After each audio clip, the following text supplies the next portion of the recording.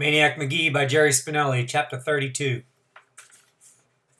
Most mornings, Grayson would be the first one out of bed. He'd turn on the space heater, visit the bandshell lavatory. Side note, lavatory is an old school word for bathroom. And then heat up some water, get breakfast ready, and finally wake the boy with a gentle shake of the shoulder. On December 30th, it was the silence that woke Maniac, and the cold. The space heater wasn't on. No steaming cup sat at the table. The old man was still under the covers. Maniac went over. "Grayson!" He shook the old man. "Grayson?" He took the old man's hand. It was cold. "Grayson!"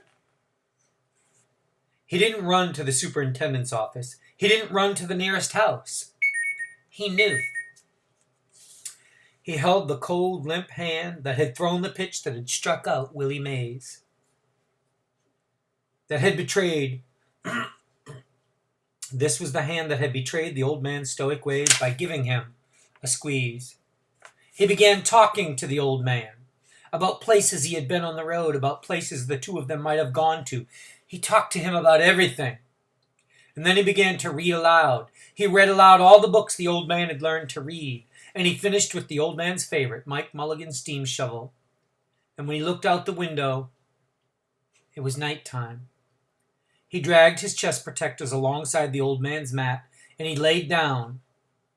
And only then, when he closed his eyes, did he cry. Passage of time. The funeral, such as it was, took place on the third day of the new year. Maniac had at last gone to tell somebody, the zookeeper, and from then on he pretty much stayed out of the way. Grayson came to the cemetery in a wooden box. The pallbearers were unknown to Maniac. The pallbearers are the men or the women who carry the casket to and from the church. The pallbearers were unknown to Maniac. They were members of the town's trash collecting corps, and as they huffed and bent and laid the box over the hole, they smelled vaguely of pine and rotten fruit. After all, they were garbage men. Maniac was the only mourner at the funeral. He had thought maybe the park superintendent might show up. Or maybe the attendant from the YMCA locker room might come. Or maybe the lady who ran the park food stand in summer. Nobody was there. Only Maniac and the man from the funeral home, and the 6 pallbearers, and the 2 men off to the side, smoking cigarettes and leaning on a little hole-digging tractor that made Maniac think of something. He smiled inwardly. "Hey, Grayson, look. Mike Mulligan's steam shovel had a baby." High above, a silver plane crossed the sky, silent as a spider. A voice startled Maniac. "Hey, when's he coming?" It was one of the pallbearers. The man from the funeral home pushed down the top of his black leather glove to expose his watch. "Should be here by now. Should have been here 5 minutes ago." "Yeah, how long we gotta wait?" The funeral man shrugged. All but one of the pallbearers lit up cigarettes. Maniac wished that he hadn't come. This event had nothing to do with the man who once lived in the body in the wooden box. "Hey, I'm freezing over here," a pallbearer announced. "Yeah, me too," said another. "Hey, said one of the grave diggers, "we ain't waiting all day to fill in that hole." Everyone looked to the man in the long black coat. He looked again at his watch. Traffic probably." The minister, thought Maniac. That's what we're waiting for. A pallbearer walked over to the funeral man. "Hey, we hauled this stiff over here. Ain't that enough? They only gives us an hour." Another pallbearer chimed in. "Yeah, let's go get some donuts." "Hot coffee, baby." Loud clanks. A gravedigger was striking the baby steam shovel with a spade. The funeral man sighed. He pulled out his own cigarette, lit it from the glowing tip of the pallbearers. We'll give it 2 more minutes, yeah?" Maniac waited for one of those minutes, searching the horizon for signs of a minister. Whatever was going to happen at the end of the next minute, he didn't want to see it, so he ran. "Hey, kid!" They called out, "Yo, kid!" But he was running and running and running. Part 3, Chapter 33. January of that year was too cold and dry for snow. It was a month of frozen hardness, of ice. Jerry Spinelli's not only talking about the weather, he's talking about Maniac's heart. Maniac drifted from hour to hour, from day to day, alone with his memories, a stunned and solitary wanderer. He ate only to keep from starving, he warmed his body enough to keep it from freezing, and he ran only because there was no reason to stop. Even if the superintendent had allowed it, he could not have brought himself to stay at that bandshell. He returned only long enough to pick up a few things, a blanket, some non-perishable food, the glove. That's Grayson's baseball glove. And as many books as he could squeeze into the old black satchel that had hauled Grayson's belongings around in the minor leagues. Before he left for good, he got some paint and he angrily brushed over the 101 on the door. During the days he ran, usually just a slow jog, but sometimes he would suddenly sprint, furious 10 or 20-second bursts, as though trying to leave himself. Sometimes he walked.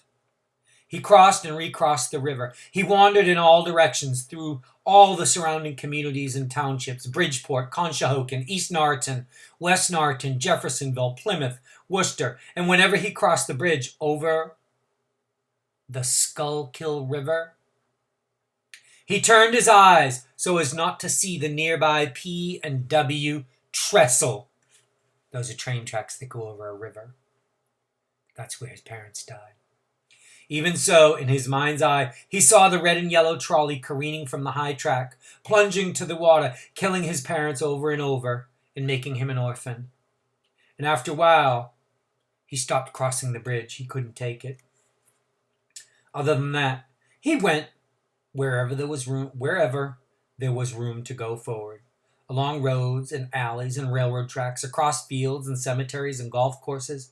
From high above, a tracing of his route would have looked as hopelessly tangled as Cobble's knot. By nightfall, he was back in Two Mills, and he would retrieve the satchel from wherever he had left it and find a place to endure the night. A few times, he revisited the buffalo pen, where he covered himself with a second blanket of straw. Other times, his overnight quarters might be an abandoned car, an empty garage, a basement stairwell. And when his original supply of food ran out, he fed himself at the zoo or at the soup kitchen down at the Salvation Army.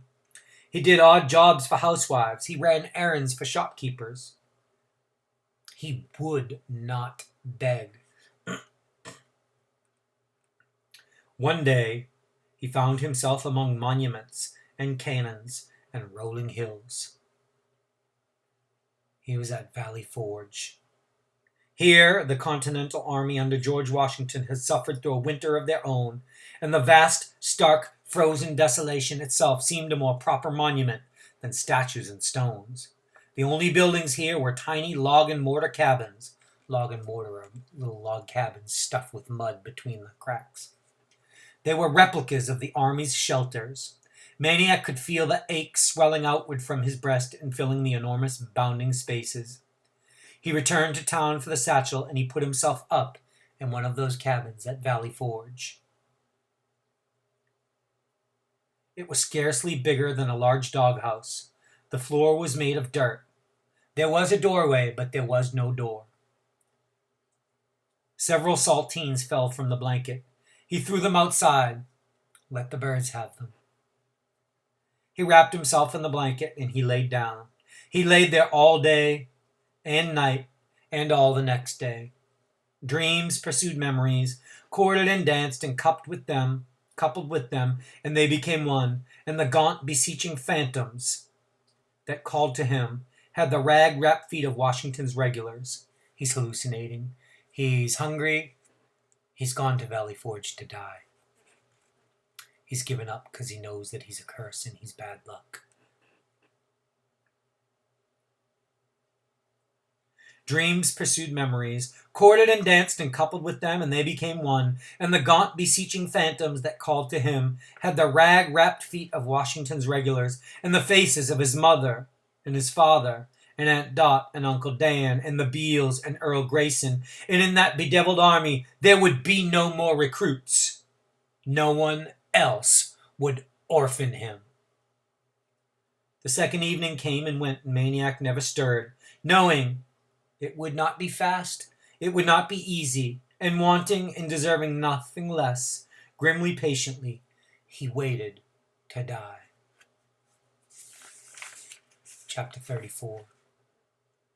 It was during the second night of waiting in the cabin that he heard the little voices. They were not soldiers' voices. I'm going to this one. No, not that one. That one's bigger. I'm tired. I'm stopping. You stupid meatball, it's right there. Another 2 seconds. I'm staying. Great, you beef jerky, stay. I'm going to that one. Good night. Silence, and then, hold on, I'm coming. That was all. The ghostly soldiers returned, their haunted eyes seeking warmth and food and life, thought Maniac. There was no morning, only daylight in the doorway. He pushed himself up and dragged himself outside into the blinding light. The saltines still lay in the brown frozen grass. The next cabin was nearby. January slipped an icy finger under its collar and down his back. He pulled the blanket tighter about himself, but it was too late. That finger, that's a metaphor for the cold, had touched the last warm coal in his body. And his body, fanning the ember, shook itself violently from the cold. He walked to the next cabin and looked inside, and he saw a body huddled in the corner. An eye opened and stared at him. Then in succession, 3 more eyes opened. The body divided and became 2. 2 little boys. Get a load of this meatball, said the one with a front tooth missing. He walks around with a blanket on. Hey, meatball, why don't you bring your mattress along, too? Yeah, and your pillow, screeched the other. Then Missing Tooth whipped off his woolen cap and smacked Screecher in the face. Screecher retaliated, and Maniac had to step back while a 2-kid tornado swirled around the cabin fighting. And when they finished, they rolled onto their backs, shook their legs at the ceiling, and they laughed as long as they had fought. The volume coming from Screecher was incredible, as though a microphone was embedded in his throat. And finally, Missing Tooth rediscovered the stranger standing in the doorway. Hey, Meatball, you running away too? No, not really. Well, we are, said Screecher. Where are you going? Maniac asked. The answer came from both. Mexico!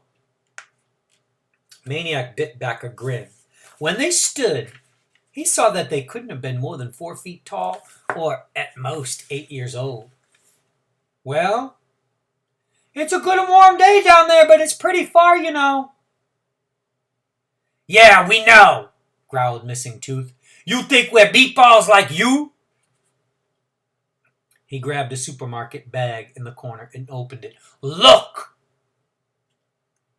It was filled with candy and cupcakes and pies, even a pack of butterscotch crimpets.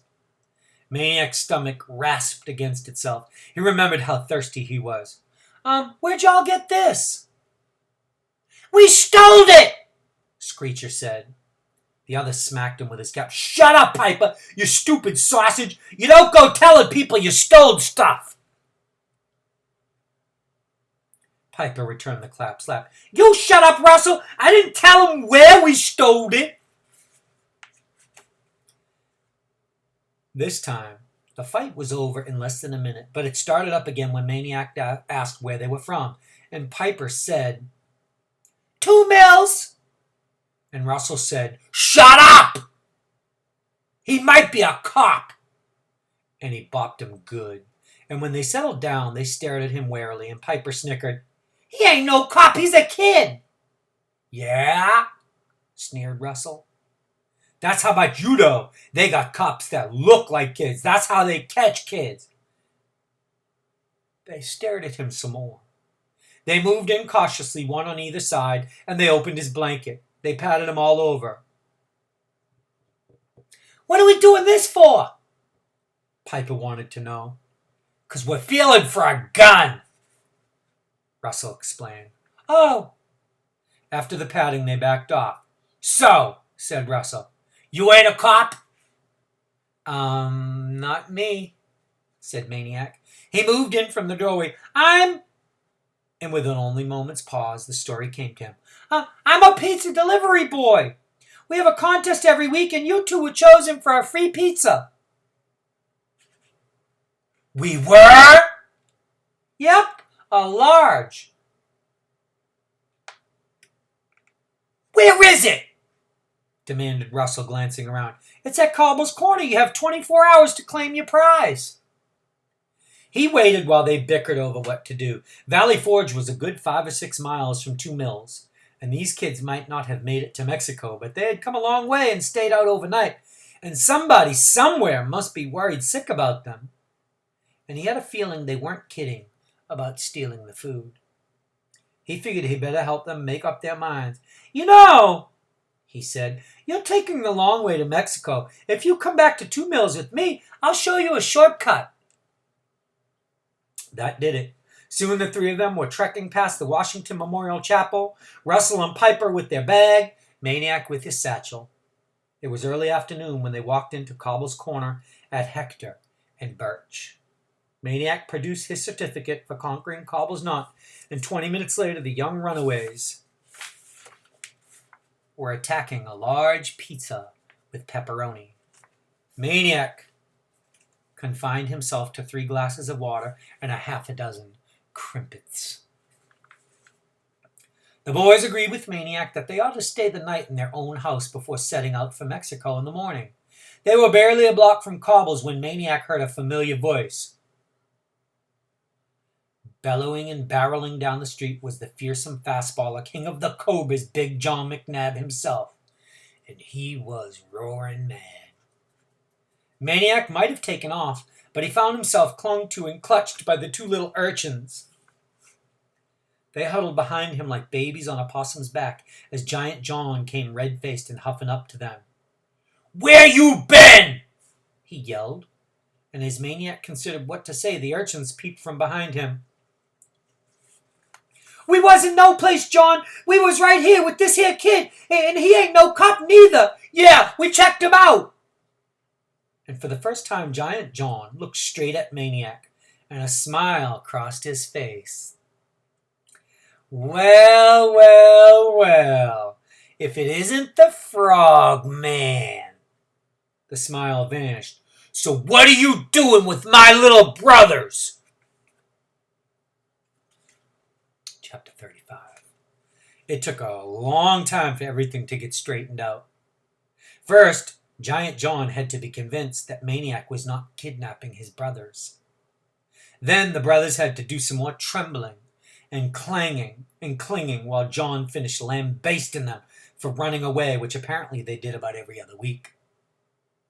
Then, when the brothers found out that their pizza person was none other than the famous Maniac McGee, the very same one who had blasted their big brother's fastball to smithereens and finished him off with a home run frog, well, it took a good 5 minutes of rolling on the sidewalk to get all the laughing out of their systems, which of course got Giant John more than a little steamed. Which prompted Maniac.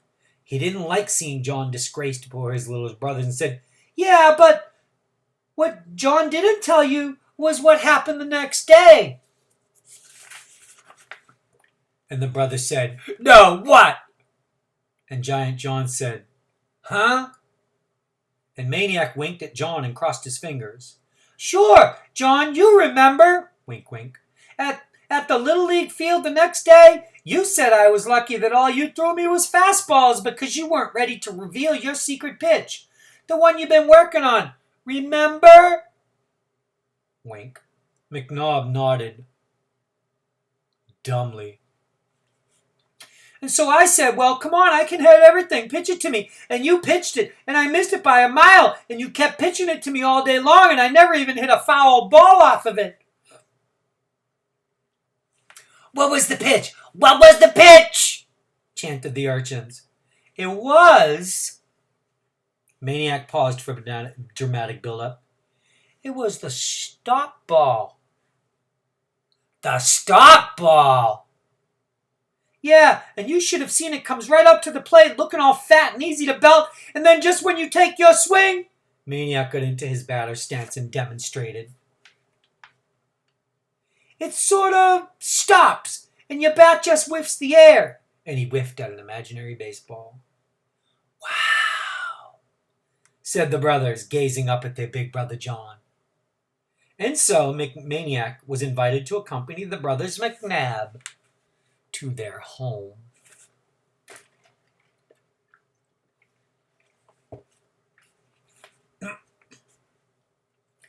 Despite the cold, the front door of their house was wide open. Side note, that should be a sign right there that something's wrong with this place. Despite the cold, the front door was wide open. And Maniac could smell. He could smell the inside before he could see it. And the first thing he did see, it was a yellow, short-haired mongrel. That's a dog that's mixed with a bunch of different breeds. A short, long-haired mongrel looking innocently up at him while he took a leak in the middle of the living room floor. "Clean that up!" John ordered Russell. "Clean that up!" Russell ordered Piper. Piper just walked on by. After closing the front door, which was surprisingly heavy, Maniac found a stack of newspapers in a corner. He laid some over the puddle to soak it in, and then he gave himself a tour of the downstairs. Maniac had seen some amazing things in his life, but nothing as amazing as that house. From the smell of it, he knew this wasn't the first time an animal had relieved itself on the rugless floor. In fact, in another corner, he spotted a form of relief that could not be soaked up by newspapers. Cans, bottles, they lay everywhere, with crusts of pizza, peelings and cores and scraps and rinds and wrappers. Everything you would normally find in a garbage can was all over the place in this house. And everywhere, there were raisins. And as he walked through the dining room, something, an old tennis ball, hit him on top of the head and bounced away. And he looked up into the laughing faces of Russell and Piper. There was a hole in the ceiling that was so big they both could have jumped through it at once from the second floor. He ran a hand along one wall, and the peeling paint came off like cornflakes in his hand. Nothing could be worse than the living in the dining room, yet the kitchen was. A jar of peanut butter had crashed to the floor, and someone had gotten a running start, jumped into it, and skied a brown one-footed track to the stove. On the table was what appeared to be the remains of an autopsy performed on a bird, possibly a crow. It's actually what's left of a turkey. The refrigerator contained two food groups, mustard and beer. The raisins here were even more abundant. He spotted several of the raisins on the floor, moving. They weren't raisins. They were roaches. They were everywhere. The front door opened, and seconds later, a man clumped into the kitchen. He was wearing no winter jacket, only a sleeveless green sweatshirt, which ballooned over his enormous stomach.